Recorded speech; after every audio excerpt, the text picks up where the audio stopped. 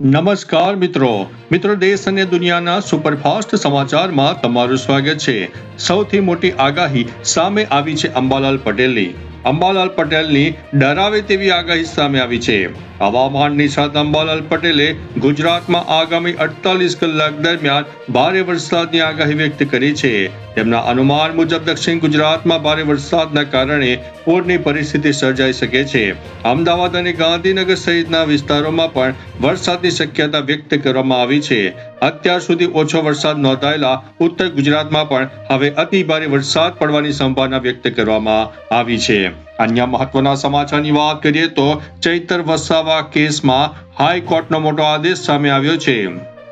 ચૈતર વસાવા અને તેમની પત્ની શકુંતલા વસાવા સહિત કેસમાં ગુજરાત હાઈકોર્ટે મોટી રાહત આપી છે।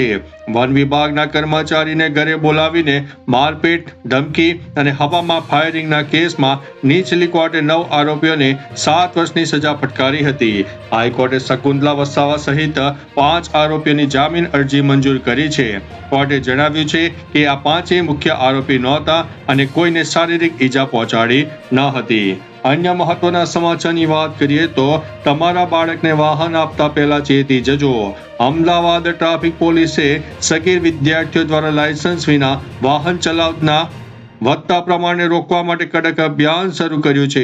હવેથી શાળાએ વાહન લઈને આવતા વિદ્યાર્થીઓના વાહનો તાત્કાલિક જમા કરવામાં આવશે। વાલીઓને પોલીસ સ્ટેશન બોલાવીને જરૂરી કાર્યવાહી બાદ વાહન પરત આપવામાં આવશે। પોલીસે શાળા સંચાલકો અને વાલીઓને સગીરોને વાહન ન આપવા માટે અપીલ કરી છે। અન્ય મહત્વના સમાચારની વાત કરીએ તો ચોમાસું બન્યું છે રૌદ્ર, વાવાઝોડું અને મુશળધાર વરસાદની આગાહી। હવામાન વિભાગે આજે 23 જુલાઈએ ગુજરાત સહિત 11 રાજ્યોમાં ભારે વરસાદ અને વાવાઝોડાનું એલર્ટ જારી કર્યું છે।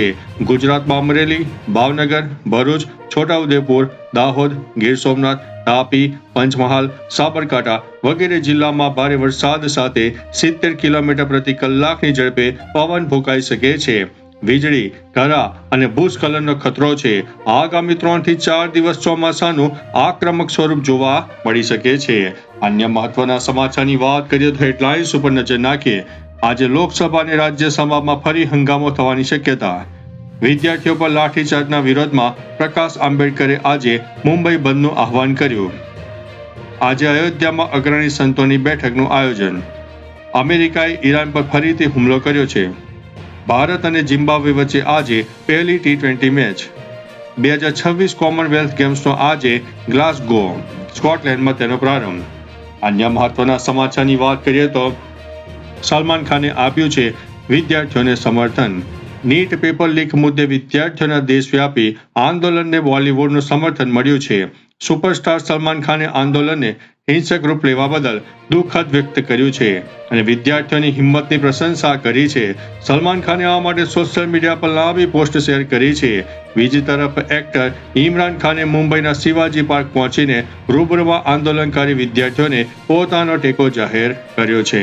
અન્ય મહત્વના સમાચારની વાત કરીએ તો દિલ્હીના જંતર મંતર પર પોલીસ દળ તૈનાત। દિલ્હીના જંતર મંતર પર વાતાવરણ તંગ બનતા સવારથી જ ભારે પોલીસ બંદોબસ્ત ગોઠવી દેવામાં આવ્યો છે। સાંજે કેટલાક અસામાજિક તત્વોએ પોલીસ પર પથ્થર અને બોટલોથી હુમલો કર્યો, જેમાં કનાટ પ્લેસના એસીપી વિવેક ભગત ઇજાગ્રસ્ત થયા છે। સિનિયર અધિકારીઓ તેમને સારવાર અર્થે RML હોસ્પિટલ લઈ ગયા હતા। થોડી ક્ષણો માટે સ્થિતિ તણાવપૂર્ણ બની હતી, પરંતુ હાલ સ્થિતિ શાંત છે। અન્ય મહત્વના સમાચારની વાત કરીએ તો અમદાવાદ એરપોર્ટ પર 1.33 કરોડનું સોનું જપ્ત। અમદાવાદ આંતરરાષ્ટ્રીય એરપોર્ટ ઉપર કસ્ટમના એર ઇન્ટેલિજન્સ યુનિટ એટલે કે AIA મોટી કાર્યવાહી હાથ ધરી છે।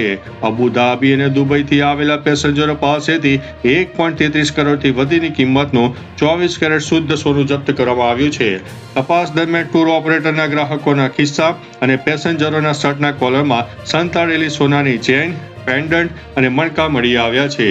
અન્ય મહત્વના સમાચારની વાત કરીએ તો સાવધાન થઈ જાઓ, ગુજરાત ઉપર મોટું સંકટ આવી રહ્યું છે. ગુજરાતમાં ચોમાસું જામતા હવામાન વિભાગે 27 જુલાઈ સુધીમાં રાજ્યમાં ભારેથી અતિભારે વરસાદની આગાહી વ્યક્ત કરી છે. મહીસાગર, દાહોદ અને પંચમહાલ જિલ્લામાં અતિભારે વરસાદના પગલે રેડ એલર્ટ આપવામાં આવ્યું છે, જ્યારે અન્ય 15 થી વધુ જિલ્લાઓમાં ગાજવીજ સાથે ધોધમાર વરસાદનું ઓરેન્જ અને યલો એલર્ટ આપવામાં આવ્યું છે. 22 જુલાઈ સુધીમાં વલસાડના ઉમરગામમાં સૌથી વધુ 11 ઇંચથી વધુ વરસાદ ખાબકી ગયો હતો. અન્ય મહત્વના સમાચારની વાત કરીએ તો દેશભરમાં મેઘરાજાની તોફાની ઇનિંગ, 27 રાજ્યો એલર્ટ મોડ ઉપર. દેશભરમાં ચોમાસું ફરીથી પૂરજોશમાં સક્રિય થતા હવામાન વિભાગે 23 થી 28 જુલાઈ દરમિયાન 27 રાજ્યો માટે ભારે વરસાદનું એલર્ટ આપ્યું છે.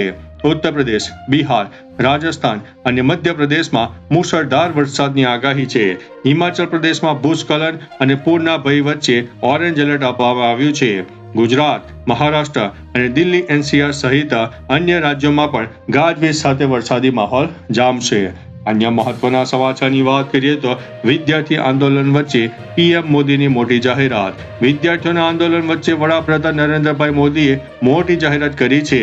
હવે પેપર લીકના કેસોની સુનાવણી ફાસ્ટ ટ્રેક કોર્ટમાં થશે. પીએમ મોદીએ એક્સ ઉપર પોસ્ટ કરીને જણાવ્યું છે કે પેપર લીક કરનારા દોષિતોને ટૂંક સમયમાં કડક સજા મળશે.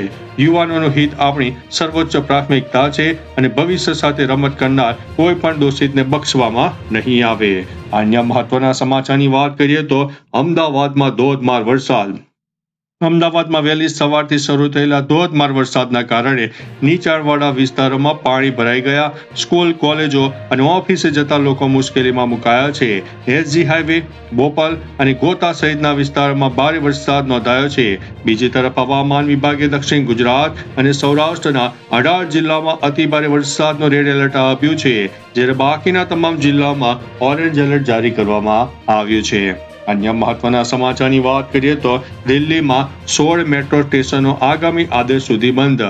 સુરક્ષા કારણોસર દિલ્હી 16 મેટ્રો સ્ટેશને આજે પણ બંધ રહેશે. આમાં પટેલ ચોક, રાજીવ ચોક, બારખંભા, દિલ્હી ગેટ, ઇન્દ્રપ્રસ્થ, ખાન માર્કેટ, જોરબાગ, જનપથ, કેન્દ્રીય સચિવાલય, લોક કલ્યાણ માર્ગ, સુપ્રીમ કોર્ટ, આઈટીઓ, સેવાતીર્થ અને મંડી હાઉસ જેવા મુખ્ય સ્ટેશનોનો સમાવેશ થાય છે.